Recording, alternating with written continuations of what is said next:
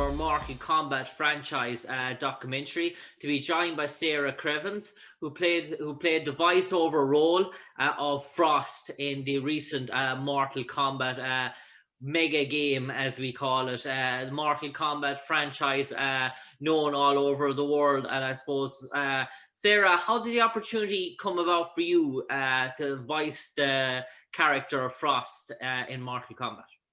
Yeah, well, first off, thank you for No having problem. me. And I auditioned for the role. Okay. So I, received sides from my agents, and I recorded myself uh, reading some sample lines. At the time, I didn't know it was Mortal Kombat. If I'm sure most of you guys know at this point that everything's so hardcore under wraps and under NDA. So we don't even know what the project is. It's usually code named when it comes to us to audition. So I didn't know it was Mortal Kombat. I didn't know it was Frost, and I auditioned for the role. I think part of it that that helped was I had done Injustice 2 also Okay. with NetherRealm. So I voiced Power Girl in Injustice 2, and the same writers were responsible for Mortal Kombat. So once I got in there, after, like I said, I did audition for the role, but once it was great because I had experience working with them on the previous game, and so I think that maybe helped a little to me being able to be Frost in Mortal Kombat. Sara, in terms of Mortal Kombat, in terms you said you got auditioned for the role. What was your understanding of Mortal Kombat? Had you had you grown? Were you aware of Mortal Kombat before you auditioned, or were you aware of how big the computer franchise was in terms of Mortal Kombat? So I was definitely aware of Mortal Kombat. I don't know, I think it's hard to meet anyone who's not heard of Mortal Kombat. It's a huge franchise. And I played it, I remember my brother playing it when I've always been terrible at video games. But my brother is a gamer, and I remember when we were young, him playing Mortal Kombat. So it was so cool to finally be a part of a franchise that meant so much to us, going back to us being little and playing the game. So yeah, I definitely knew about Mortal Kombat, but like I said, when I got the audition, I didn't even know it was for Mortal Kombat, because the project was code named at that time.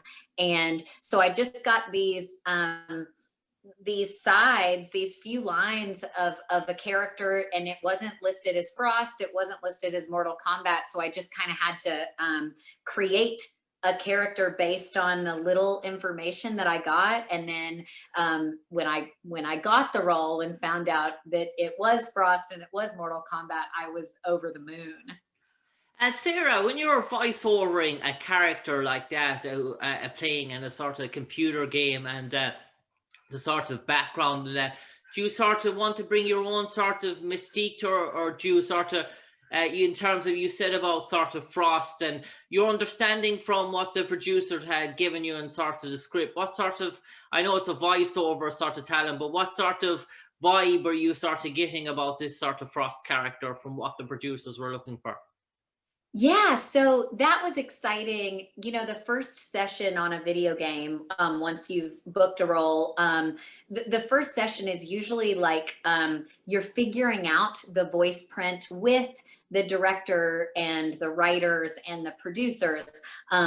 And again, since I had been so fortunate to work with NetherRealm in Injustice 2 before, I already had a relationship with them, and the director, Amanda Wyatt, is one of my favorite people in the entire world. And so Amanda and Dom and Sean and I, we just played around in the first session with some ideas that I had of what I thought the vibe that she would have, and the voice that she would have. And then with given their adjustments and directions, we landed on the kind of gruff, deep, scary voice of Frost that we then carried out through all the rest of the sessions.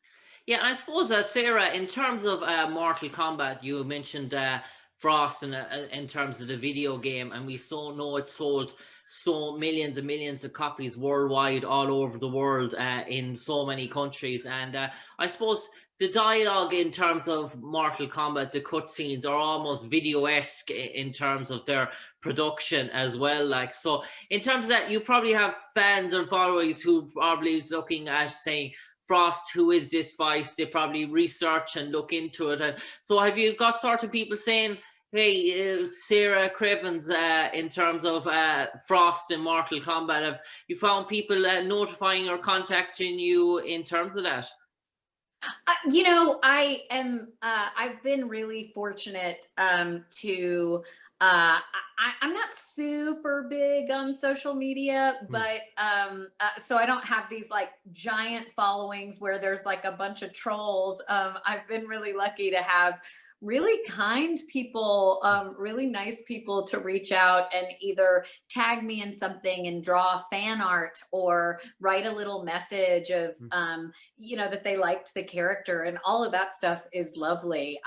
You know, we all, it's years to put a game together, and when you have the responsibility of a really important character, you care a lot, and everybody cares on the team to create something that that people will resonate with. So it's always nice to hear from people that they liked her, and they liked the game, and they love you know, the moves that she has, and they love the design of her, and they love her voice, and all of that feedback is really, really special to hear.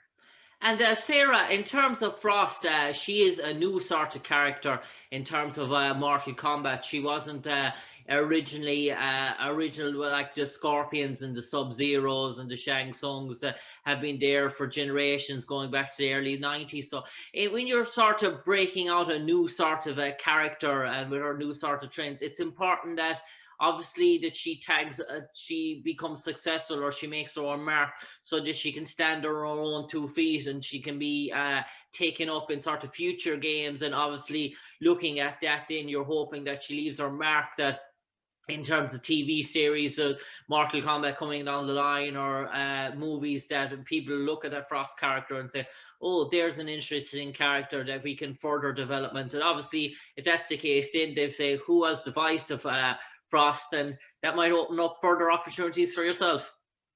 I certainly would hope so. Yes, I love this character, and I love the story that the writers gave her. I love that there was so much conflict within her of like who to follow, like Kronika or Sub-Zero, and she had this internal struggle of like who she wanted to follow and who she wants to be. And I am so grateful to the writers for giving her such such a compelling story, because like you said, she didn't show up in the other ones, and so there is a certain responsibility and an excitement to, she's a new, not, you know, they didn't just create her for this, but she wasn't in the other ones, and so this is the first time she's being voiced in this game. And so there was a really exciting responsibility to creating something, and a character that connected and resonated, that they would want to bring back for other stuff. And oh my goodness, yes, I would play her forever. I love her. And Sarah, in terms of the original sort of Mortal Kombat, were you lucky enough to see the original movies when they came out, the Mortal Kombat movie in 1995 or 1997, or TV series Mortal Kombat Conquest? And what was being a voiceover actor? What was your sort of take on those sort of productions of Mortal Kombat? You know, I think there's such different mediums that it's hard to compare them. You know, the cool thing about video games now is they really are so cinematic. The cut scenes of our game, of Mortal Kombat 11, they're stunning visually. And so the cut scenes, I remember us like watching them during the sessions, and you're just blown away with how cinematic everything looks and how they do look more like a film than a video game. So that's exciting because there's similarities there. But you know, with live action versus voicing a character, they're just so different that and also there's been so many iterations, there's been so many games, there's been so many movies that I personally look at it as it's just an exciting franchise that I feel like will live on longer than all of us, because the characters are compelling and the story is compelling, and there's endless amounts of stories to tell with these characters that you know, I don't want to compare any of them. I'm just grateful to be a part of it because they are so well known and people love them. So I'm so happy to be a part of the Mortal Kombat family. Yeah, and you mentioned that the Mortal Kombat family and its alumni, and I suppose it's roughly 30 years, and I suppose the Mortal Kombat franchise, it keeps growing stronger and stronger. We've seen with Mortal Kombat X, the video game, millions and millions of copies all over the world. All the scenes in terms of video games productions being watched on YouTube, being watched on social media platforms. It is one of those sort of franchises, once you're part of the alumni, you're always sort of tagged or associated with it. I suppose some video games, in terms of their production, they sort of have a short endurity or lifespan. But Mortal Kombat is one of those sort of video games that the growing and its cult sort of following is so big that it always leads to more opportunities down the line, even a year or two, because the appetite for new productions of Mortal Kombat is so huge among its following. Yeah, I think, you know, my character is absolutely a testament to just that, because, you know, the reason it can continue and go on for years and years and years, and like 30 plus years now, is there's just a wealth of characters and a wealth of story and information. And you know, again, I am personally a testament to that, because this is the first time Frost shows up in a game, you know? So they have such a well of really cool information to pull from that, yeah, they can keep it going and keep telling stories and keep letting these characters grow and fight, because that's what everybody likes, our crazy fights. And I suppose, Sarah, lastly, we're dealing with a sort of fictional world in sort of Mortal Kombat, but a very much an adult sort of themed in terms of its adult concepts and nature in Mortal Kombat. I suppose we've seen with the video game as well, with sort of recent TV series ahead of the new movie that's coming out, in terms of Mortal Kombat, that the movie itself is probably taking a more sort of adult sort of tone in terms of the trailer has been seen all over the world. It's more characters fighting in streets and subways and outside and going through sort of glass and thought. So you've seen with Mortal Kombat X, that sort of demographic that the public sort of wants, that sort of say that Dark Knight sort of themes, sort of concept. It's very popular at the moment as well. And is that something that you're sort of noticing in your sort of voiceover industry, that the real sort of popular sort of games have gone down in that sort of direction now? Well, you know, I think there are so many games, like video games have expanded so much. There, you know, game releases are just as big as movie releases, if not bigger now. And even like currently with like the pandemic that hit the world, like video games blew up even more because people are stuck at home and they're playing games, and we were still able to work from home and record new material and keep games moving. So I think that the direction of games, there's such a large span that, you know, I don't think they're really moving one way or another. I think that they're just becoming more expansive. So we have these, you know, really awesome kid-friendly games. We have these really awesome informational, like brain teaser type games. And then we have the ones like Mortal Kombat that are like, have these really incredible, gruesome kill scenes in them. And so I think like video games in general, that we've just opened up so many different areas that it's like they're not moving in one small direction. I feel like they're moving everywhere, and if there's something that you're looking for, there's a game out there for it. On that note, Sara Craven, an absolute pleasure talking to you today to relive your memories of playing the character Frost in Mortal Kombat X.